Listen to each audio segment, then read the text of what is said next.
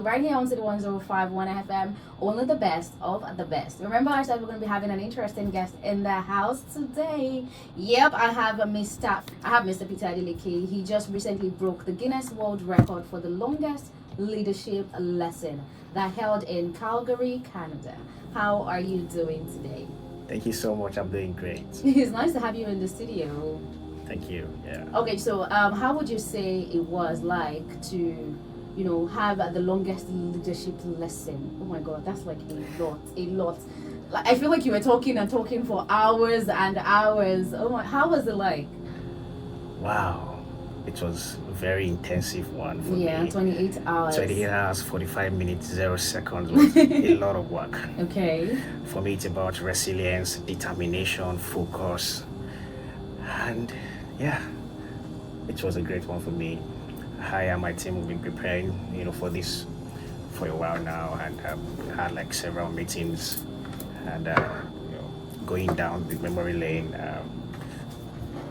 We applied to the Guinness World Record, and got approved.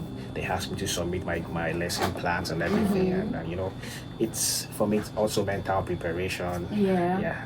And it was a great success coming down. Yeah. All right. What would you say is like the biggest challenge that you had putting all of this together and making sure that nothing goes wrong? So there's a saying that if I have 6 hours to cut down a tree, I will spend the first 4 hours sharpening the axe. True. Yeah, so for me it was about sharpening the axe in terms of preparation. Just like Miles Morrow would say that if you fail to plan, you plan to fail. Yeah. And so it was more preparation. Firstly, we had mental preparation. Breaking a record is something that has to do with the mind, it's a mental thing. So I was building my mental capacity. Okay. The journey is transformation, and I understand that transformation is not just what happens to you, it is what happens in you. Yes. It's what happens in you. So mental preparation, physical preparation. I was going to the gym too, so that I could build the resilience. I was gymming up too. So you've got to work on your mind, your body, my body, for you to impact knowledge in people. Yeah. And like this is not like cooking marathon like Udabasi. Yeah, it's not. This is leadership. I was speaking, continuously talking. Oh my goodness. Yeah, that's so it. I have a question. Yeah, what inspired your passion for leadership development and personal transformation? What inspired my passion? Over the years, I have been passionate about changing the narratives of leadership.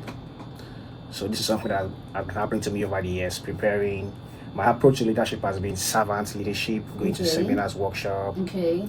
And for me, I studied microbiology from Obafemi Awolowo University, and that experience also helped me to be able to transfer the skills I learned from microbiology, skills like observation, ethnography, skills like analytical learning. I was able to transfer those skills into the leadership journey for me. And then before going to Canada, I was doing my MBA in Unilag, seeing life in business and administration, and then doing my master's again in Canada. So the journey has been a progressive one. And for me, it has been a very intentional thing because my passion was intentional to transform people and systems. Definitely. And for me, it's been a great journey. I believe that my goal is to raise leaders that will not just lead with their head, but will lead with their heart, right? Leaders that will not just serve during their time, but will shift the course of time. So it's been an interesting journey. The passion is a drive that keeps me going, and starting small, like while I was, growing up in high school, in college, I was always class captain. Every time, I don't know why those teachers are very wicked. They just make me prefect. Why would you see it as wickedness? They were setting me up, for leadership. And I would say that I think they saw the leadership capacity in me at a very early age. So from high school, college, class captain, prefect, then it continues. I went to like OAU also. Course rep. I tell you, I was departmental, ESCO in the department. And then I was training leaders from campus. Ooh, nice. Yes. And then when I now went to NYSC, I started in Bauchi State, by the way. Oh, Bauchi. Yeah. I was a national delegate for youth corps members. Wow. Yeah. Wow, that's actually. So that journey for leadership has been there for You me. must have And been really outspoken. You must have been someone who loves to express themselves so much that these people see it in you. They recognize it and they're like, you know what? You be the mouthpiece of the people. Now, for a lot of people realize that after an hour, 2 hours, leadership content just becomes exhausting to listen to. Yeah, it becomes tiring to listen to. How were you able to keep your energy going over that time frame? 28 hours is a long time. yes, and that's where the structure comes in. Okay. My goal actually is to make leadership relatable. Okay. About the young, the old, everyone at different levels and spheres of influence can relate with what leadership is all about.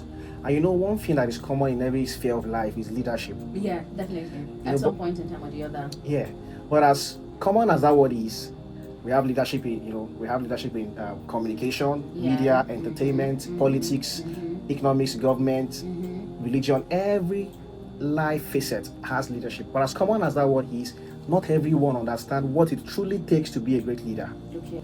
Right?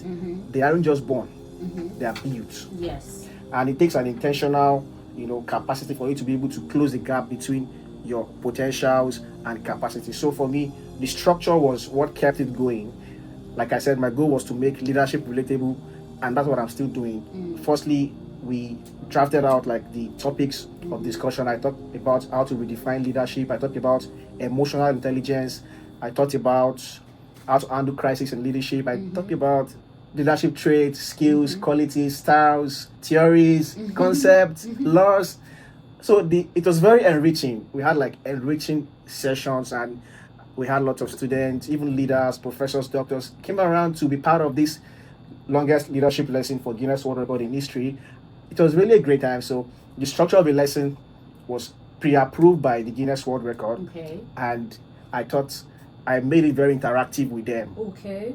Using kind of tools like Menti to engage them. You understand? So that it won't be boring and to be very interesting. And I'm sure that it really was interesting. Yeah.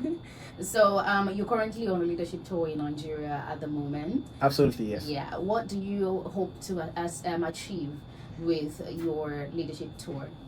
With my leadership tour, basically, it's more about still spreading the word of transformational leadership. Yeah. That's what I am known for, servant leadership. My goal is to raise leaders that are capable of navigating and steering and traversing the increasing complexities and the intricacies of the world today. It's very important. It's an evolving world. We're having AI and everything. So I'm still passing across that same word of transformation.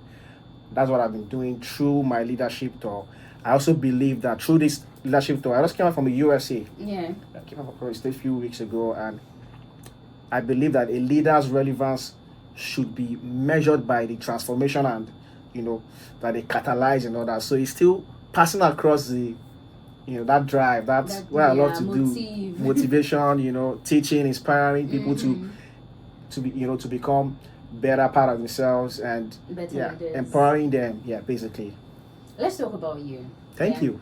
Let's talk about you. All right. Now, a lot of leaders burn out and they do not have the strength to just keep themselves going and all of that. You've seen yourself as a leader. You've talked about how you've been in position of leaderships over time before you finally decided to take up the mantle to give out leadership trainings and talks and inspiration where people can draw from you. Yeah. So let's talk about what is that one thing that you do personally to keep yourself grounded, balanced, and inspired. Like, okay, yeah, this is what I'm going to do, and I'm not straying from it as a leader. That's a very great question. Thank you. Thank you. So avoid burnout. Things I do. Firstly, I read books. By the way, I have my book, Born to Lead, Called to Serve. I'm an author. It's also the book is on Amazon, and I like to read because leaders are readers, and reading and learning are indispensable. Just like John F. Kennedy said. Yes. So I see that part. I could just go on Amazon Kindle and just get books on leadership to read. I could just watch YouTube videos Sam Adeyemi, Mars Muro, and a lot of other leaders like that I also look up to. So I spend time reading during my my own personal time. Then also I love sports. I love football. Yeah, Super Eagles.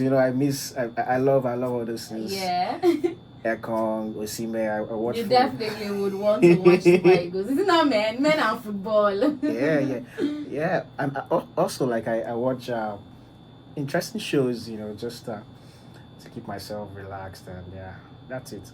That's actually very interesting to know that outside of being a leader and learning leadership roles and teaching leadership roles, you always find ways to balance this. Yeah. Now, before this Guinness World Record achievement, before achieving the feat of writing a book, what would you say was that one struggle or failure that shaped your mindset up today? That's a very interesting question. What shaped my mindset? Growing up in Nigeria alone was enough to kind of. You didn't have to do that. You didn't have to do that. But yeah, I'm listening. To shape my mindset. So I mean, an average Nigerian is a strong person, so because that system of Nigeria has helped to build that resilience in me, to that passion. People say this guy is very passionate about leadership. That system in Nigeria. Growing up, for me, I've always believed in myself. I've always believed that my background has nothing to do with my back on the ground. Okay. Yeah, I'm definitely adopting that. My background definitely has nothing to do with my back on the ground. My life is in my hands, so I have to create my own path, regardless of my background. I have to push, and also for me, that's it. Yeah.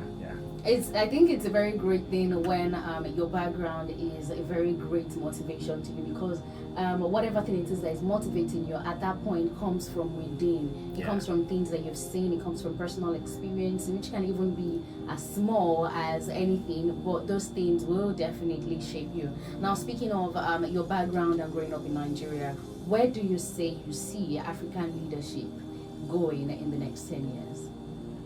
Where I see African leadership going in the next 10 years. Nigeria, for instance, we are blessed with great natural resources. We are also blessed with great human skills, human capital. We have that that greatness around us. But I would say, like, we need to close that gap between capacity and potentials. Okay. Understand? Like, African leadership generally needs to close that gap. Once we close that gap between capacity and potential, in the next decade, would achieve great results. Because someone is capable because someone looks like a potential person doesn't mean they're capable enough to do it. Yeah, so where we are now and where we ought to be requires a lot of work. Requires, a transformation, a mindset shift. So Africa needs a global transformation when it comes to leadership. And I believe we would get there. It might take time, but we'll get there. That change, that result that we want to see, we will get there. Honestly, I believe we're going to get there. There's hope. Yeah. There is hope. Yeah. There definitely has to be hope, because I feel like one of the things that keep people going every single day is the fact that there is hope. Now, finally, before we let you leave the studio, if you were not doing leadership today, what would Peter Adeleke be doing? Well, I tried different things. Anyway, I tried playing football one time.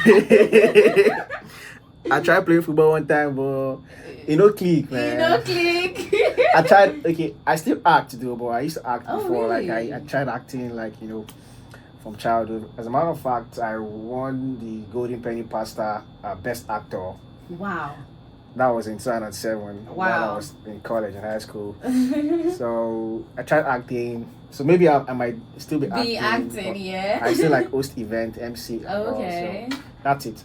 Oh yeah, that's actually very interesting. You're not completely straying away from the leadership role, but I was hoping that we would hear something completely different that just gives us an insight on who you are. But yeah, that's actually pretty much very beautiful to hear as well. Now you have a minute to speak to Nigerians directly about every young Nigerian who thinks of, who is living in a country like Nigeria, who has experienced the African leadership, who is seeing the things that are going on in other African countries, what is that one thing that you would tell them in a minute? If you think you are too small to make a difference, try spending the night with a mosquito. No way! I am not doing that to myself. Yeah, you know what that means. Like, so we are not too small to make a difference in every area of our life, and I believe that there is greatness embedded in you. Just find out your parts and see how you can close the gap between where you are and where you ought to be, between your capacity and your potential. There is something about you that the world is waiting for. Thank you so much for coming into the studio today, and it's great and insightful everything that you have said. And my takeaway from this is definitely my background. It doesn't mean that I have to put my back on the ground. Yep, I am taking that one away. But let me know what you are taking away from this conversation. If you want to follow him on all of his social media platforms, he definitely will be saying that right now.